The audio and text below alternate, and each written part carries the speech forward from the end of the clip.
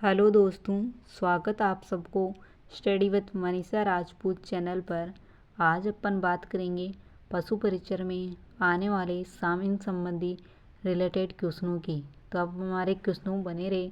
ये क्वेश्चन आपके बहुत ही मोस्ट इम्पोर्टेंट रहने वाले हैं, जो आपके पशु परिचर में बहुत ही आपके ये क्वेश्चन आएंगे और क्वेश्चनों का आपका पैटर्न भी इसी प्रकार का रहेगा। और ये क्वेश्चन आपके बहुत ही इम्पोर्टेंट हैं, जो आपके पशु परिचर में जैसे आपके साइंस संबंधी आपके 6-7 टॉपिक दे रखे हैं, उन्हीं में से मैंने क्वेश्चन बनाए हैं और ये आपके साइंस से रिलेटेड क्वेश्चन है। पशु परिचर में आपके साइंस संबंधी क्वेश्चन आपके 25 क्वेश्चन आएंगे।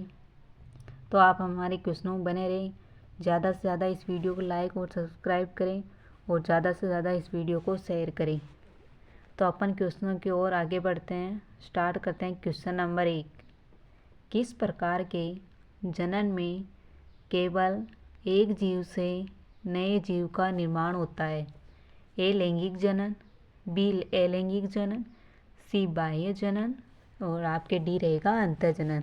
तो किस प्रकार का जीव से एक जीव से नए जीव का जो निर्माण होता है वो है आपके इसमें आपका करेक्ट और राइट आंसर होगा, वो होगा आपके अलैंगिक जनन में। अगले क्वेश्चन की ओर बढ़ते हैं। क्वेश्चन नंबर 2 की बात करते हैं। किस प्रकार के जनन में दो माता पिता की आवश्यकता होती है? ए आपके अलैंगिक जनन में, बी लैंगिक जनन में, सी पुनरुक्ति में, डी आपके कली जनन में। तो आपका इसमें राइट आंसर होगा, वो होगा आपके लैंगिक जनन में।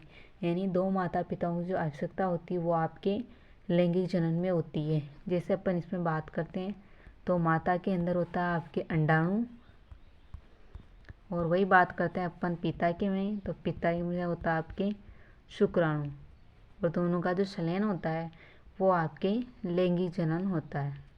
अगले क्वेश्चन की ओर बढ़ते हैं। नेक्स्ट क्वेश्चन की बात करते हैं। Question number 3। कौन सा जंतु अलैंगिक जनन करता है? ए मछली, बी मेंढक, सी अमीबा और डी आपके मानव। तो ये जंतु जो अलैंगिक जनन करता है तो इसके अंदर आपका करेक्ट आंसर रहेगा, वो आपके हैं मछली। इसमें आपके राइट मछली। यह आपके साइंस संबंधी रिलेटेड क्वेश्चन है। आपके इसमें आपके पशु परिचय में जो क्वेश्चन दे रखे साइंस के, इसी प्रकार के आपके क्वेश्चन आएंगे और क्वेश्चनों का पैटर्न इसी प्रकार का रहेगा। तो आप इस प्रकार अच्छे से तैयारी करके जाएं पशु परिचय की। पशु परिचय का जो एग्ज़ाम है आपके डेट भी आ चुकी है, 1 व 2 दिसंबर 3 दिसंबर को आपके एग्ज़ाम है। तो आपके कौन से नंबर से अल्फ़ाबेट से आप जो एग्ज़ाम होता है उस प्रकार आपका एग्ज़ाम होगा। अगले क्वेश्चन की ओर बढ़ते हैं। विभाजन द्वारा किस प्रकार के जीव व जनन करते हैं? ए अमीबा, बी मछली, सी मानव, डी कछुआ। विभाजन द्वारा जो जीव जनन करते हैं वो आपके इसमें जो करेक्ट आंसर रहेगा वो रहेगा आपके अमीबा। अमीबा जो है एक कोशिकीय आपके जीव है। अगले क्वेश्चन की ओर बढ़ते हैं। संपोन्स में जनन किस प्रकार से होता है? इसमें आपके ए लैंगिक जनन, बी आपके अलैंगिक जनन, सी आपके पुनरावृत्ति, डी आपके बाह्य निषेचन। तो स्पंज में जनन होता है, इसमें आपका जो राइट और करेक्ट आंसर होता है वो आपके होता है अलैंगिक जनन। अगले नेक्स्ट क्वेश्चन की बात करते हैं। बीजाणु जनन किस प्रकार के जनन होता है? ए आपके लैंगिक जनन, बी आपके अलैंगिक जनन, सी बाह्य जनन, डी अंतःजनन। तो बीजाणु जनन से संबंधित जो होता है तो उसके अंदर आपका राइट आंसर होगा अंतःजनन। तो इसके अंदर आपका करेक्ट आंसर माना जाएगा अंतःजनन। अगले क्वेश्चन की ओर बढ़ते हैं।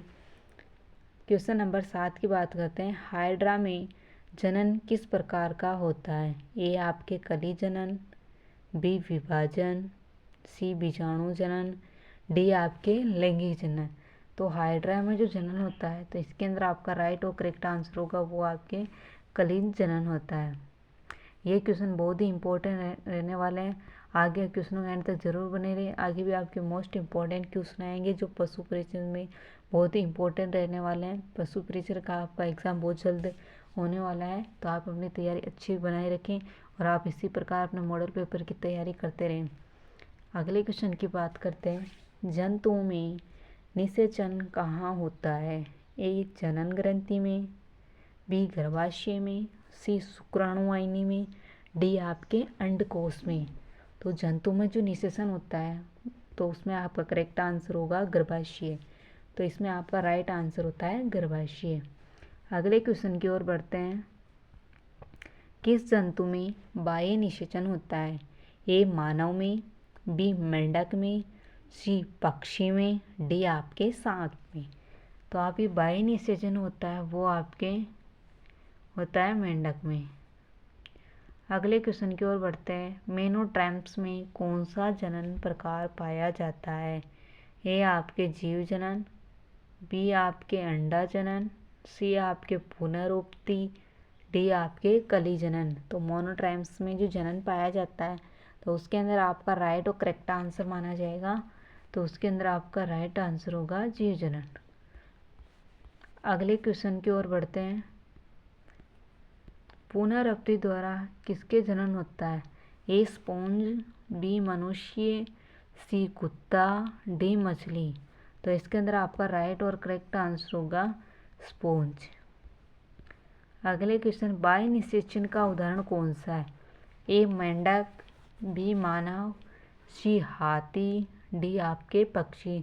तो बाह्य निषेचन जो उदाहरण होता है तो उसका आपका करेक्ट और राइट आंसर होगा मानव। अगले क्वेश्चन की बात करते हैं।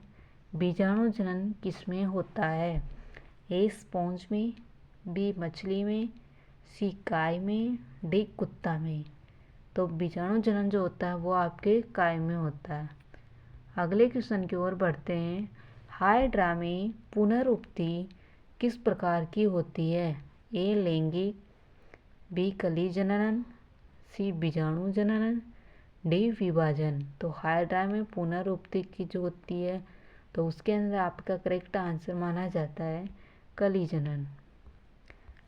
ये आपके पशु परिचय में बहुत ही इंपॉर्टेंट क्वेश्चन है। आपके क्वेश्चनों का पैटर्न इसी प्रकार का रहेगा। तो आप अपनी क्वेश्चन अच्छी तैयारी करके जाएं।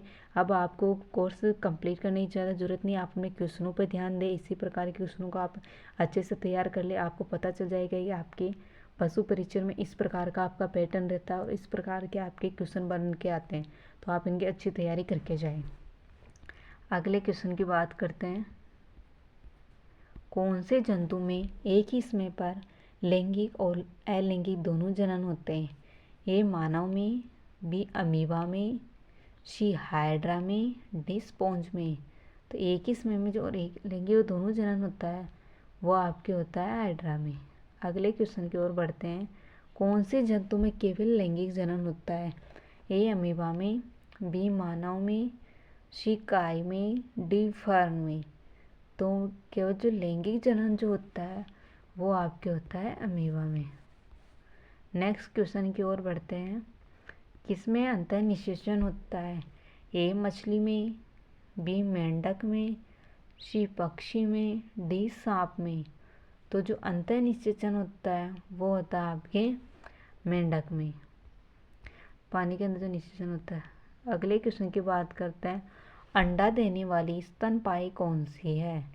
ए मानव, बी मोनोट्रैम्प्स, सी मेंढक, डी आपके मछली। तो जो अंडा देने वाली स्तनपायी जो होती है वो आपकी होती है मछली। अगले क्वेश्चन की बात करते हैं। अमीबा में जनन किस प्रकार से होता है? ए कली जनन, बी बीजाणु जनन, सी विभाजन, डी आपके पुनरुक्ति। तो अमीबा में जो जनन होता है वो आपके रहेगा विभाजन। तो इसमें आपका राइट और करेक्ट आंसर होगा विभाजन। ये क्वेश्चन आपके बहुत ही इम्पोर्टेंट रहने वाले हैं। आपके लास्ट क्वेश्चन एंड तक जरूर बने रहे, क्योंकि आगे और भी इम्पोर्टेंट क्वेश्चन आएंगे। नेक्स्ट क्वेश्चन की बात करते हैं। कौन से जंतु जीव जनन करते हैं? ए मेंढक, बी मछली, सी मानव, डी पक्षी। जो जनन करते हैं तो उसमें आपका राइट करेक्ट आंसर होगा मानव। नेक्स्ट क्वेश्चन की बात करते हैं। बाह्य निषेचन का क्या लाभ है? ए तेज जनन, बी अधिक संतानें, सी कम जोखिम, डी कोई नहीं। तो बाह्य निषेचन जो लाभ होता है वो होते हैं आपके अधिक संतान। अगले क्वेश्चन की बात करते हैं। कौन से जंतुओं में अलैंगिक जनन नहीं करते? ए मेंढक, बी स्पॉन्ज, सी काई, डी अमीबा। तो जिसमें जंतु अलैंगिक जनन नहीं करते तो उसके अंदर आपका राइट और करेक्ट आंसर होगा स्पॉन्ज। अगले नेक्स्ट क्वेश्चन की ओर बढ़ते हैं। विभाजन द्वारा जनन कहाँ कहाँ पाया जाता है? ए अमीबा, बी कुत्ता, सी मानव, डी आपके पक्षी। तो इसके अंदर राइट और करेक्ट आंसर रहेगा अमीबा। अगले क्वेश्चन की ओर बढ़ते हैं। लैंगिक जनन का मुख्य लाभ क्या है?